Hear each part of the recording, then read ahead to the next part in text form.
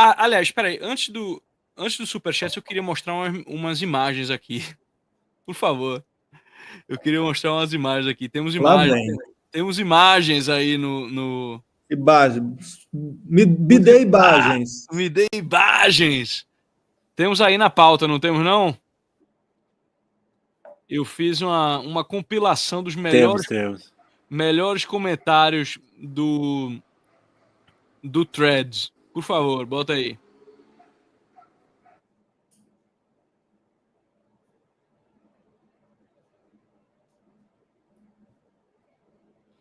Eu ia sugerir o Júlio Lancelotti para o papado, mas duas questões. Uma, não sou católico. Não diga, né? Não precisava nem dizer, né? Nem descobri. Né? E segundo, Júlio Lancelotti está muito ocupado fazendo o que nenhum pontífice faria. Não tá errado, não tá errado, realmente. Tem, o que o padre Lancelotti faz, nenhum pontífice faria mesmo, não. Aí aqui tem. Afroantropóloga meteu.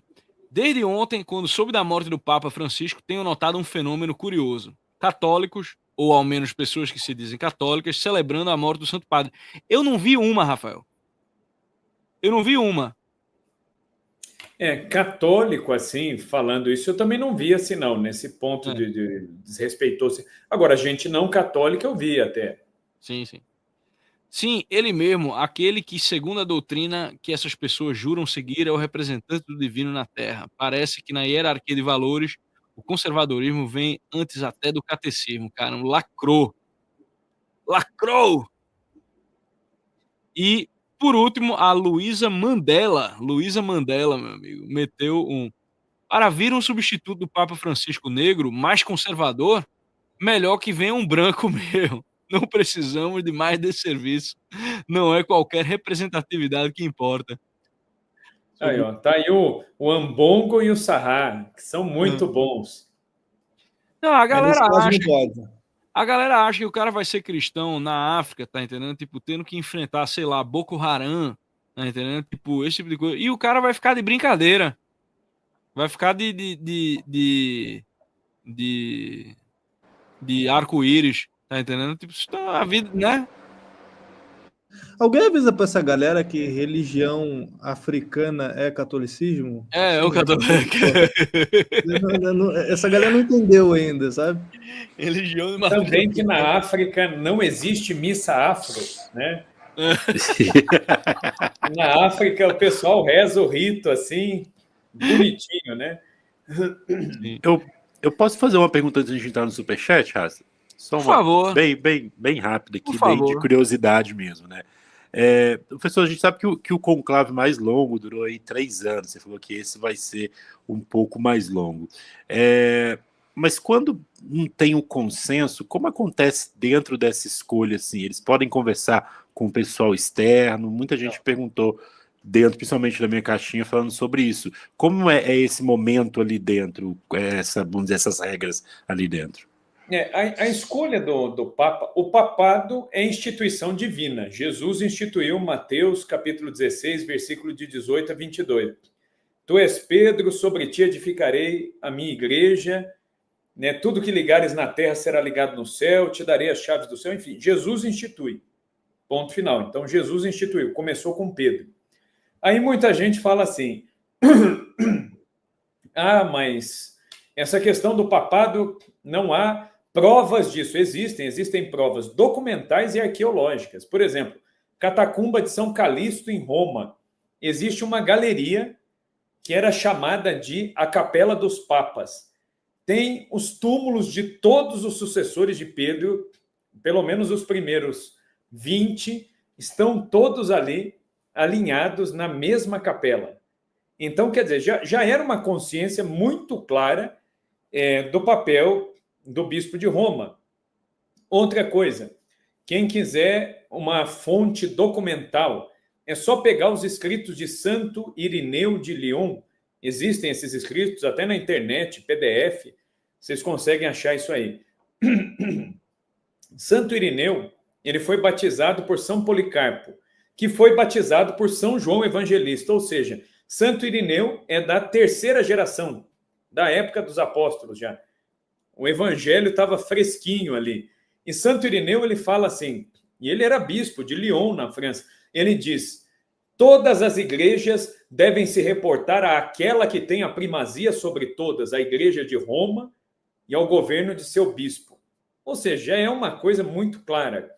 Agora, a escolha do Papa, até ali o ano de 1271, né, até aquela época ali, ela não foi sempre da mesma forma.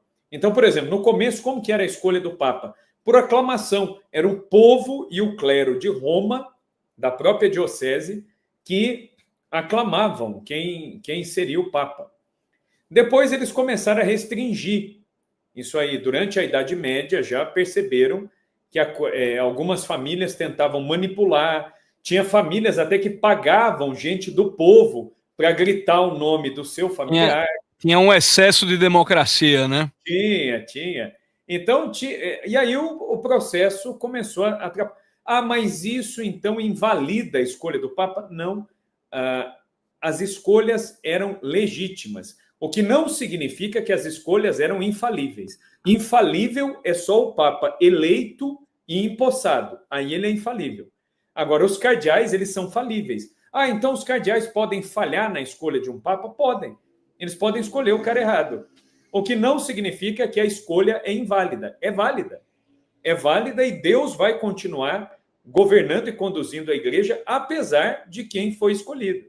Então, no começo era aclamação, depois perceberam que era melhor restringir ao clero de Roma, depois perceberam que era melhor restringir aos cardeais, não ao clero todo, mas somente ao colégio de cardeais.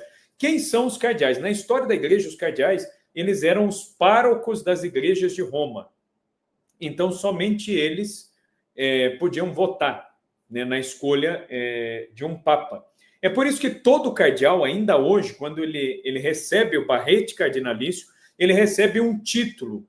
Ele é cardeal de tal lugar, porque ele tem uma igreja associada ao seu nome. Por quê? É uma tradição para recordar que os cardeais eram párocos das igrejas de Roma. Então, cada cardeal ele tem a sua igreja. Tanto é que quem anda por Roma vai ver na porta das principais igrejas sempre o brasão do Papa e o brasão de algum cardeal, porque é o cardeal a quem aquela igreja foi atribuída.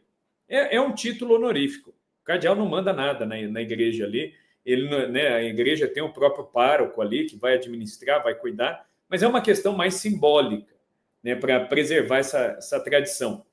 Enfim, e aí depois, a partir do conclave que veio para eleger o sucessor do Papa Clemente IV, é que o bicho pegou. Por quê?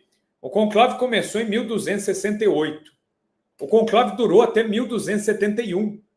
Ficou num impasse danado, não se resolvia o negócio, e o conclave estava acontecendo fora de Roma, na cidade de Viterbo, e aí o próprio governante de Viterbo, ele começou a ficar irritado, querendo apressar ali a coisa, e aí ele foi se aconselhar com um frade franciscano, que tinha fama de santo, que era nada mais, nada menos que o Frei Boaventura de Bagnoregio, São Boaventura, né, doutor da igreja.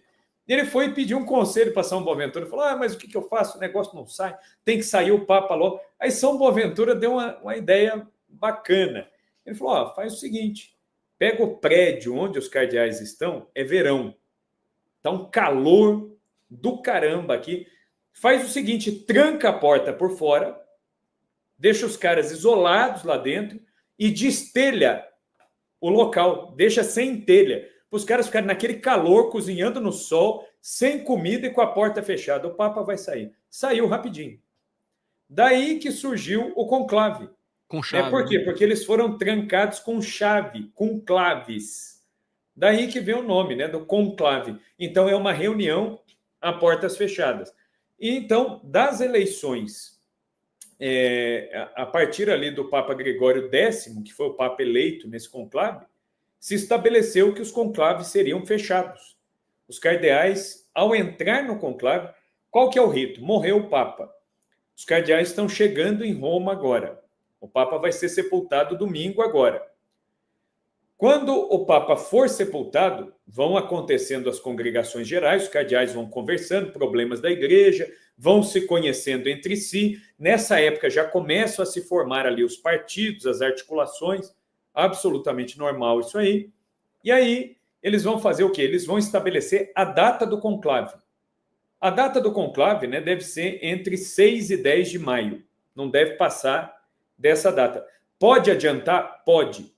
A lei da igreja permite que você adiante a data desde que você cumpra um requisito, que todos os cardeais votantes tenham chegado em Roma. Se os 135 votantes estiverem em Roma, pode começar antes. Né? Você já pode começar a votação. Só que aí eles vão ter que decidir na Assembleia. Quem preside a Assembleia? O cardeal Camerlengo, que na ausência do Papa, é ele que detém um poder relativo. E quem preside as sessões é o decano, é o cardeal mais velho ali da turma, que vai presidir ali as sessões, que é o cardeal, atualmente, o Giovanni Battista Re, que é o decano do Colégio de Cardeais. Ele que vai coordenando essas reuniões. Então, se for decidido entre eles, vamos adiantar o conclave, aí adianta. Todos chegaram? Chegaram.